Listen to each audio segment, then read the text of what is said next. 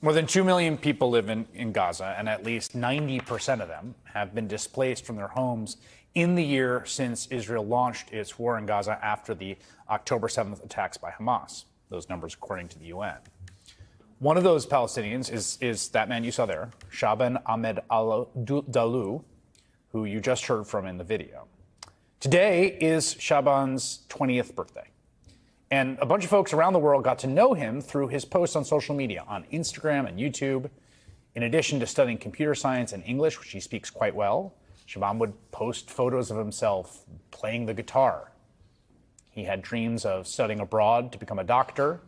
He would volunteer in an open-air Palestinian medical clinic.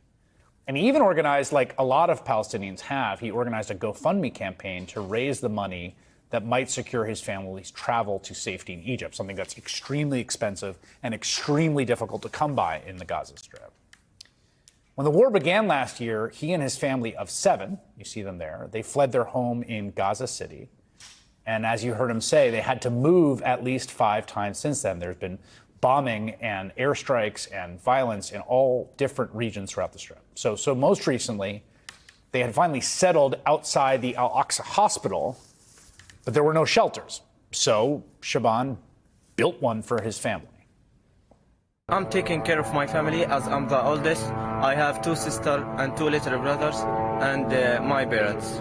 We live in a very hard circumstances, suffering from various things such as homelessness and limited food and extremely limited medicine. And the only things between us and the freezing temperature is this tent that we constructed by ourselves. Now, this is one story of hundreds of thousands, right, that folks that have had to do this. And even in the tent camp, Shaban continued his studies. He often walked around outside to find an internet signal. And amid the just ghastly conditions and the constant shortages of food and medicine, he even donated his own blood to help the injured. 11 days ago, Shaban would require medical assistance of his own. He was injured in an Israeli airstrike on his mosque that's near the hospital. And in that strike, he suffered a head wound that required 11 stitches, his family said. He was recuperating in their tent on Monday when, for at least the 6th time this year, an Israeli airstrike targeted the hospital where Shaban and his family were staying. They were staying right outside it. I want to warn you, the images that follow are really disturbing. Witnesses captured the inferno outside the hospital after that airstrike. NBC News confirmed that the strike killed 5 people and it injured dozens more as the fire spread through a bunch of the structures that were out there. And the dead included Shaban. What you see here are the last moments of Shaban al-Dalu's life as he burned alive in his family's tent, an IV line still attached to his body. NBC News confirms his mother also died in that fire. The Israeli military said it executed a precise strike on terrorists, their words, operating in a, quote, command and control center next to the hospital.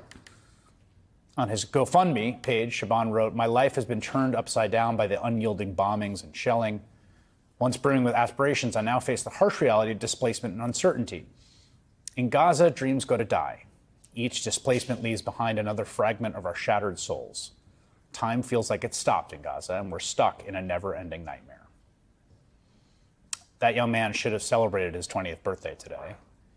Instead, the world became a witness to his violent death in a video depicting the endless horrors in Gaza, horrors that, whether we like it or not, our government and our weapons are facilitating day after day until something changes.